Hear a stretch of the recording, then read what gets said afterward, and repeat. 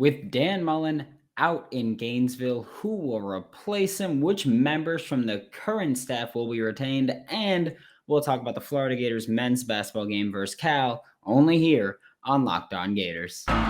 You are Locked On Gators, your daily podcast on the Florida Gators. Part of the Locked On Podcast Network, your team every day.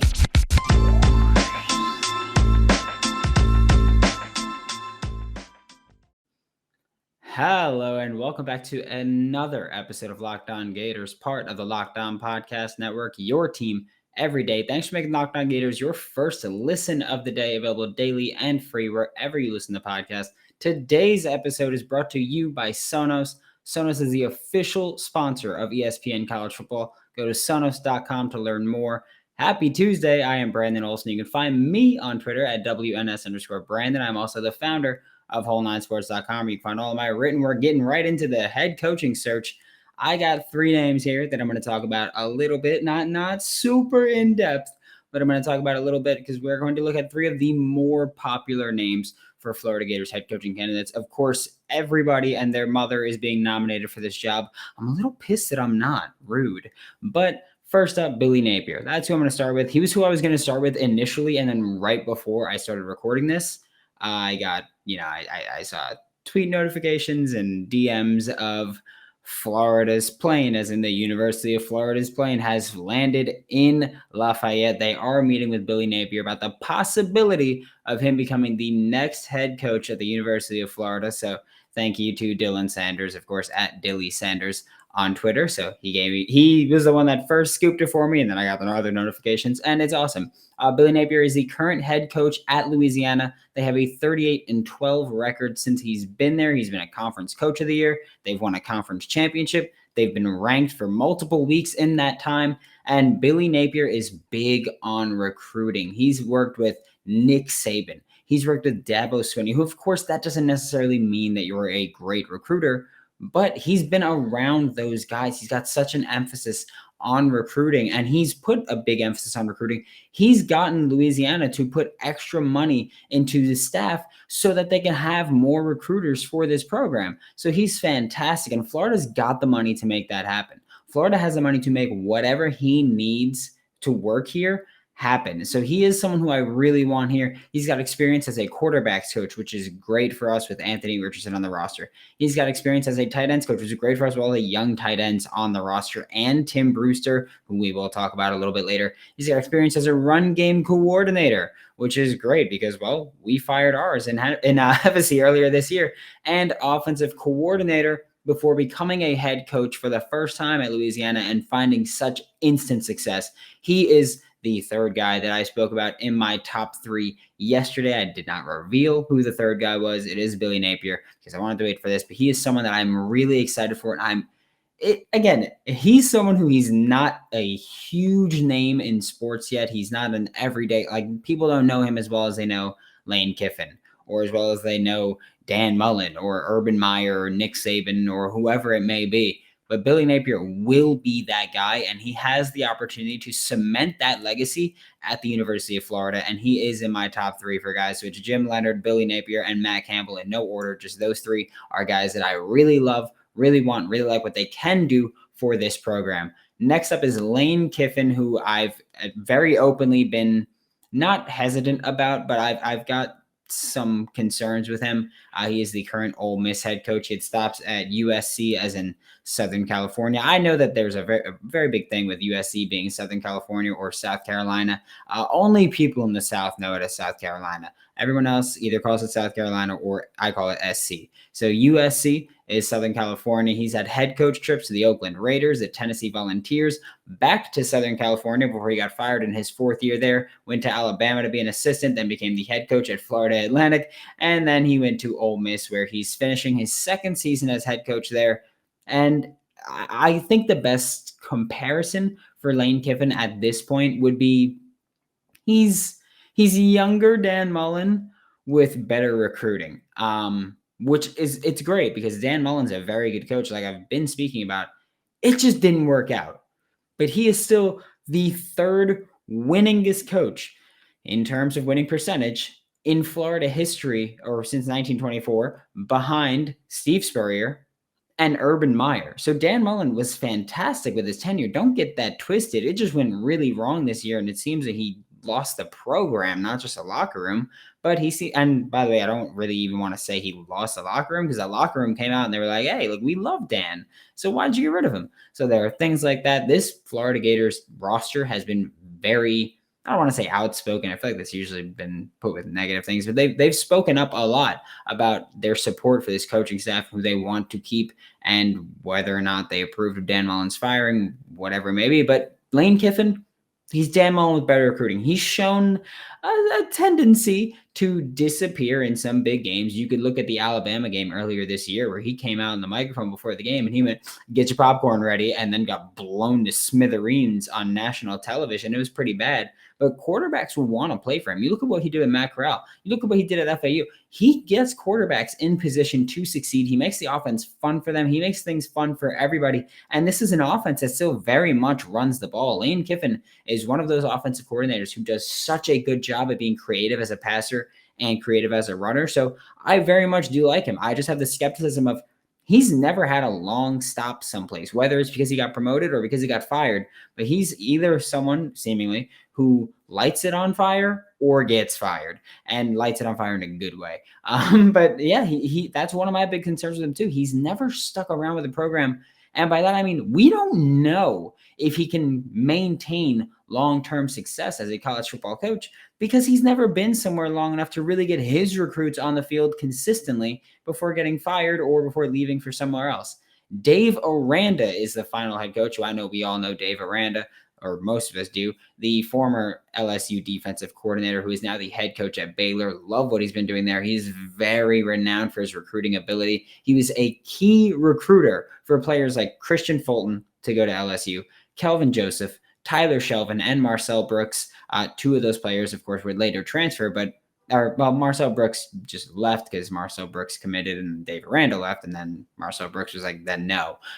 So that's what happened. But Dave Aranda is very renowned for his recruiting ability. He spent time at Utah State, Wisconsin, and LSU in the past decade before heading to Baylor to be the head coach. And a lot of people didn't think he would leave LSU at that time because he was getting paid pretty much like a head coach, but he did leave. He's a defensive-minded coach, and that's what really separates him from Billy Napier and Lane Kiffin. And honestly, I don't have a problem with that. I know that a lot of people are like, I don't want a defensive-minded head coach. Will Muschamp this. And it's like, well, do you want an offensive-minded head coach? Jim McElwain. You can't just bring up the worst one and be like, that's a good argument. No.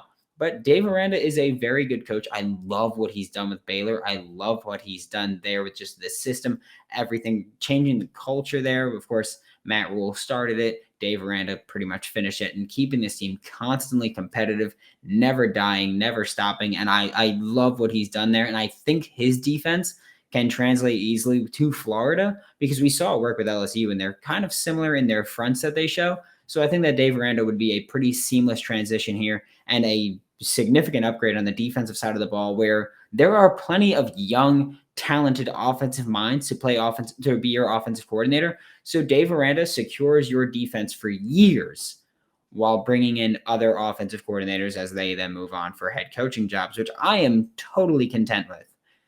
This is it, the putt to win the tournament. If you sink it, the championship is yours. But on your backswing, your hat falls over your eyes. Or again, like I mentioned, in my case, my cat stands in front of my screen as I'm playing PGA. I'm just letting you know that's how it happens. Is this how you're running your business? Poor visibility because you're still relying on spreadsheets and outdated finance software, you swine. To see the full picture, you need to upgrade to NetSuite by Oracle. NetSuite is the #1 cloud financial system to power your growth. With NetSuite, you can automate your processes and close your books in no time while staying well ahead of your competition. Over 27,000 businesses already use NetSuite, and right now, through the end of the year, NetSuite is offering a one-of-a-kind financing program to those ready to upgrade at netsuite.com/LockedOnNCAA. Head to netsuite.com/LockedOnNCAA for special end-of-the-year financing on the #1 financial system for growing businesses. netsuite.com/LockedOnNCAA. All right, college football fanatics, have you heard about PrizePicks? PrizePicks is daily fantasy made easy. I love it, and I know you will too. PrizePicks offers every sport you can think of. You ready? I'm talking NFL, college football, NBA, college basketball, MLB when they're playing, soccer, MMA, and more. PrizePicks offers more college football props than anyone in the world, and I promise you they're already very, very difficult to find just anywhere that you look. I've tried. You can get Power 5 players like Emory Jones, Anthony Richardson, Jacob Copeland, Damian Pierce. You just shouldn't do. I'm sorry. And you can get smaller school players like Bryce Mitchell, Bryant Koback. You could do those things. PrizePicks allows mixed sport entries. You can take the over on Damian Pierce carries, which you shouldn't, with the under on Colin Castleton blocks, which you shouldn't. And the same entry. Don't hesitate. Check out prizepicks.com or go to your app store and download the app today. PrizePicks is daily fantasy made easy.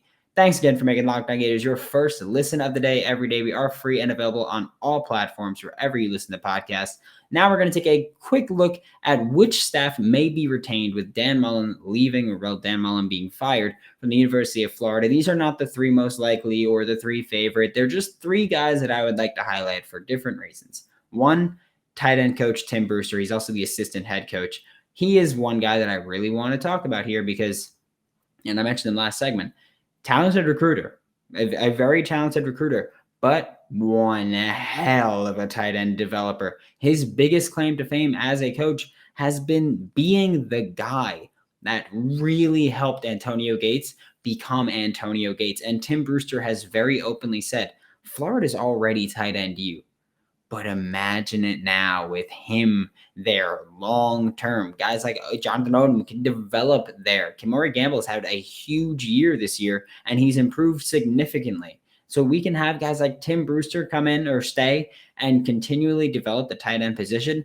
That is going to be huge, especially because tight end is kind of making a comeback in college football right now as a position that people are like, you know what?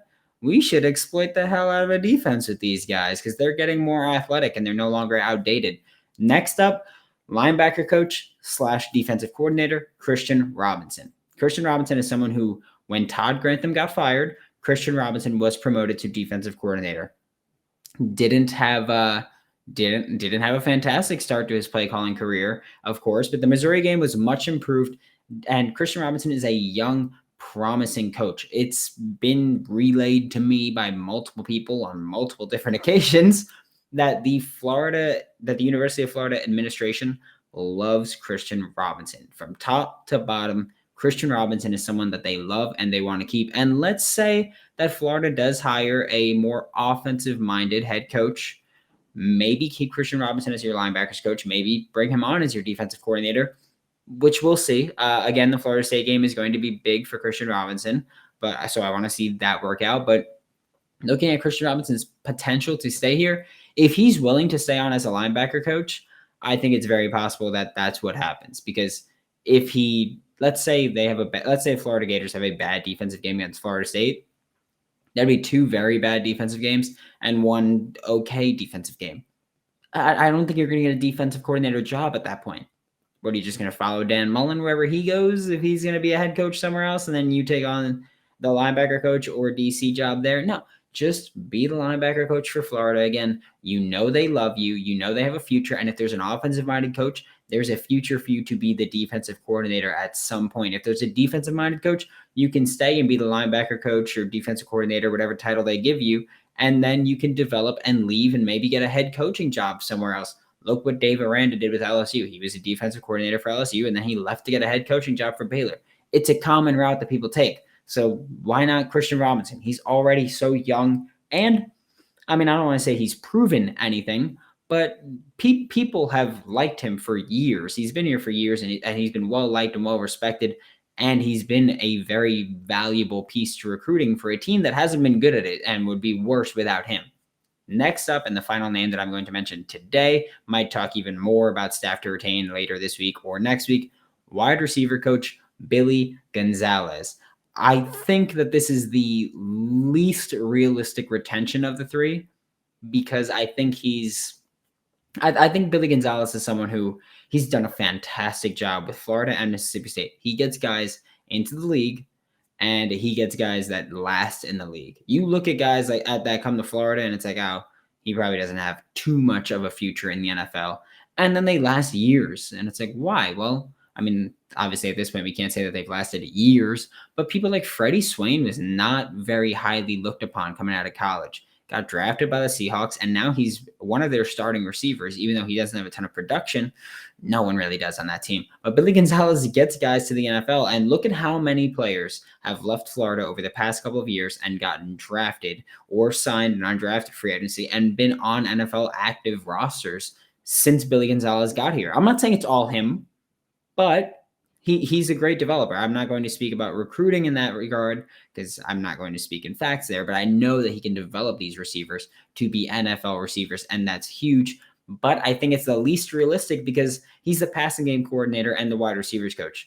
I think it's very possible that a big school or that a small school or medium school offers him an offensive coordinator's job, or maybe a school like I'm just going to throw a big like Alabama, like an elite program, offers him the passing game coordinator job there and wide receiver coach job there. And it's like, well, if you have to pick between Nick Saban or the university in turmoil, you very well might pick Nick Saban. And I wouldn't doubt it. So that's why I say I think he's the least likely because I think he's got the most chance of getting a job with more responsibility on the horizon elsewhere. Again, those aren't all of the names. We're going to talk about more. Like, we'll talk about guys like Nick Savage, who is the strength and conditioning coach. And I get he's not necessarily like the staff that would retain. He's a university guy.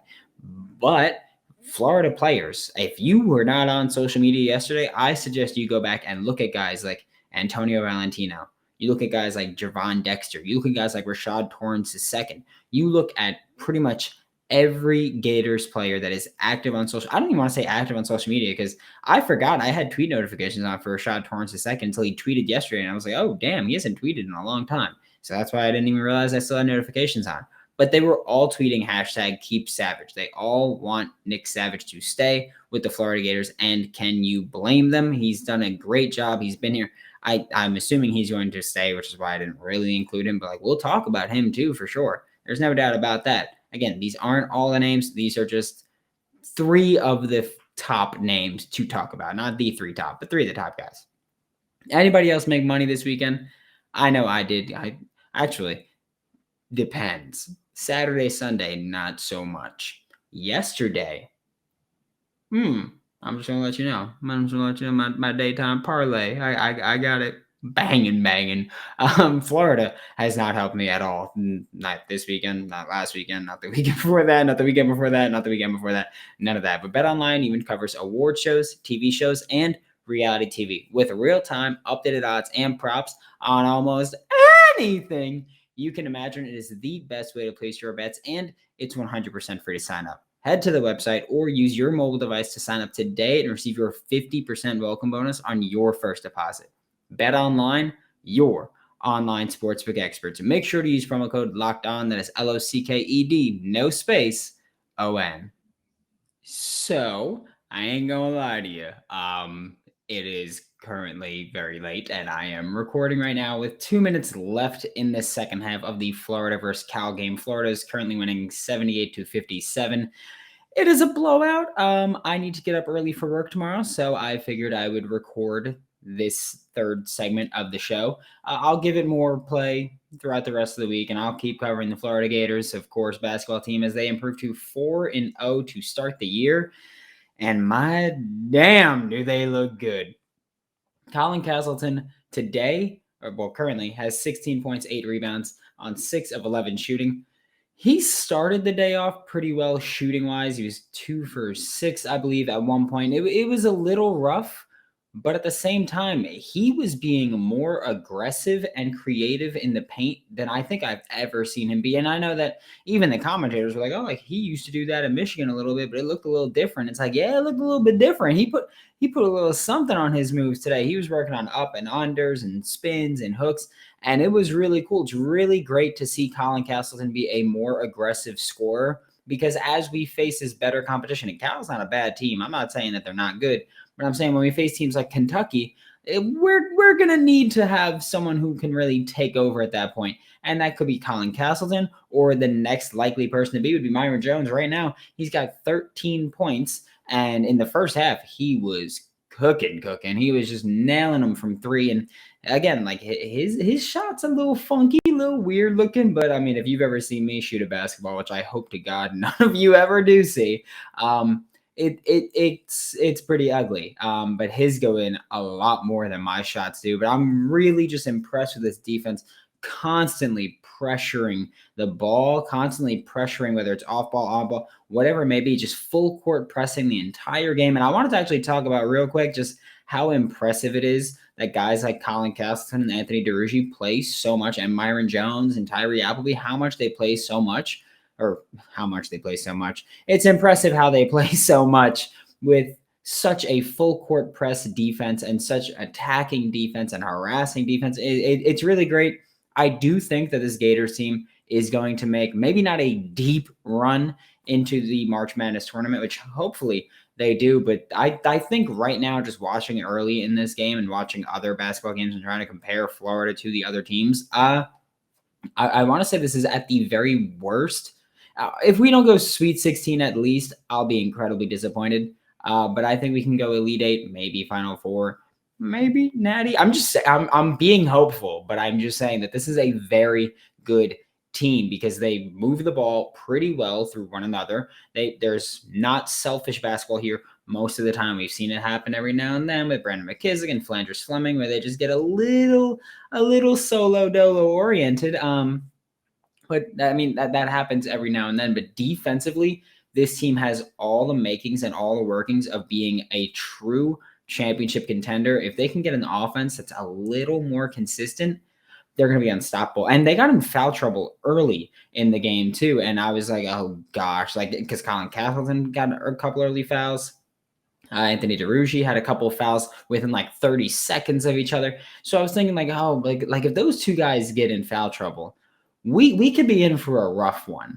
But then Florida just did an insane Florida thing, and they went on a run to end the first half, and it was just lightning in a bottle with this team, and I'm loving every little bit of it. Tyree Appleby's not a stat sheet stuffer necessarily, but the hustle and the effort and the playmaking ability is there. This team is damn good, and I cannot wait. CJ Felder played more minutes last night than he did in any game so far this season. I think he's averaging like 2 minutes a game to this point, and then he came in and he played a pretty good game. He was aggressive offensively, he was aggressive defensively, he was attacking the boards. We know that he's hated playing center. That's one of the reasons he transferred from Boston College.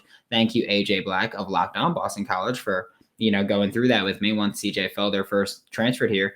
But CJ Felder, he hated playing center, but he's fine playing power forward. He's fine doing some of the dirty work. He's fine doing whatever, but he's a very good player. And we've got a lot of players on this team that are going to contribute to a hopefully, potentially deep run. There are now 15 seconds left, and the Gators are up 80-59. So I think I don't want to say it's safe to say they cover because the spread when I got it was 19.5, and it's only 21 right now. So we'll see. But I do want to say that this team is just so damn good, and Mike White is doing a better job than honestly I've ever seen him do, or that I even thought he would do. The Gators are off until Sunday, where they take on Troy, which is currently 4-2. So this isn't going to be a blowout. It's not like Troy's a small school. College basketball is anywhere where there's small schools that you don't know in other sports or you don't follow in other sports, and they're just monstrous in basketball. Look at St. Bonaventure over here, and of course I'm going to bring them up. But look at St. Bonaventure over here, and it's like, well, they're not a great team that you think about, or they're not a big school that you think about, but they're a top 25 team right now. And Florida has officially won the game 80-60. They covered the spread, which is very important for moi. But they also begin the year officially 4-0. The number 23 ranked Gators are going to continue climbing, hopefully. And I'm so excited and so thankful and so grateful to be able to cover this team because they're nasty. And I cannot wait to see what they do. And I'm so excited for Colin Castleton because I loved him last year, but I am going to really love what he's going to do this year if he can keep it up, if he can keep going with such a consistency that he's been going at. Thanks for making Locked On Gators your first listen of the day every day. Don't miss out tomorrow, where we'll get started on Florida State. And I cannot wait for it.